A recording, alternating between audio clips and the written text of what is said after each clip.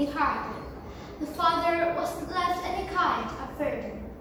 To comply with the needs of their lives, the mother gathered dry woods in the wilderness and sold them in the business once per week. She needed to cook with her girls, so she worked increasingly hard each and every day. The young lady, the widow's girl, was clearly wonderful. Each man could without much of a stretch experience passionate feelings, for on the off change that they saw on her face. Lamentably, she had a terrible mentality. The young lady was extremely sluggish and never helped her mom. Consistently, she simply prepared and took a gander at the mirror to appreciate her own particular excellence, and every afternoon she was always going back and forth in her village with no clear purpose except to show off her beauty. She didn't want to help her mother earn a living. Every time her mother took her to the fields, she always refused. Honey, let's go to the farm and give me a hand. No way! You go by yourself, Mom. I don't want to come along to help.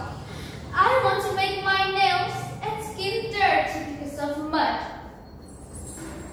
Don't you feel sad to see me work harder every day? Not at all. You go by yourself, working the fields, because you are already old. None can attract him to you. Hearing the answer of her daughter, the mother cannot say anymore. With sadness, she went to the fields to work. One day, her girl needed to run her as well. She needed to purchase new garments. The mother was terrified to see her own girl went with her together to the market. The mother, likewise, wanted to utilize the cash she got from the fields to purchase new garments for her girl. She was needed to see her girl upbeat. The market was so distant from their home. They had to stroll down the slope and pass a town. The girl wore pleasant garments and spruce up, so everybody who saw her will be appreciating her excellence. On the other side, her mom wore creamy garments with white fringe, with dry roots on her back. She needed her mom to stroll behind her, so everybody would feel that she was not her mom. When they started to enter the town, everyone who went by were talking again at them. They were so interested by the magnificence of the young lady. One of them asked her, "Hey, beautiful lady, is that your mom behind you?" "No," she said humorously. "She is my harem. She is my slave."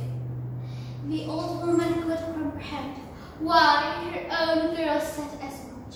She just pointed her finger at herself, why she couldn't be the mother that her little girl needed.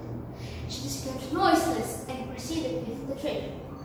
The same inquiries proceeded with over and over a few times. Also, the girl constantly addressed the inquiries by telling that the old woman was not her mom. It hurts her mother so much that her own particular little girl did not consider that she was her mom. At long last, the old woman can afford any longer. The old woman appealed to God to rebuff for his poor-to-make girl. "Gracious, my God, I was ready to impose this affront. Why my own particular girl treat her own mom like this? Yes, God, rebuff this insubordinate youngster. Rebuff her! On the force of God Almighty." Gradually, her body was swollen to stone. The change begins from the feet. Seeing her feet turned to be stone, the girl screamed, "Oh no! What happened to my feet?" At the point when the change has come to a large portion of the body, the girl was crying, asking absolution to her mom.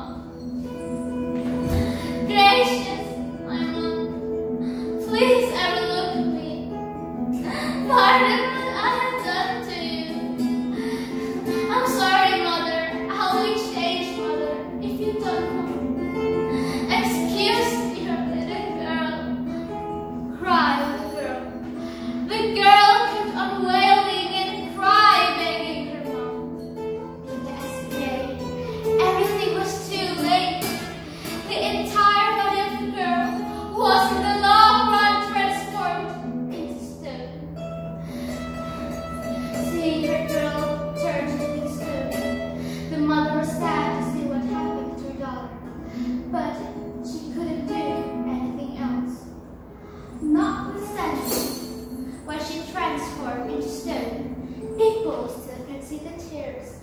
The stone cries. Accordingly, people start to call it the crying stone, or Batu Menangis.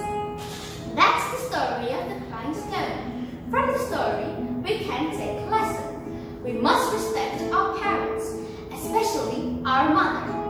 Arrogant and spoiled traits are bad behavior. Don't be a rebellious child. Wassalamualaikum warahmatullahi wabarakatuh.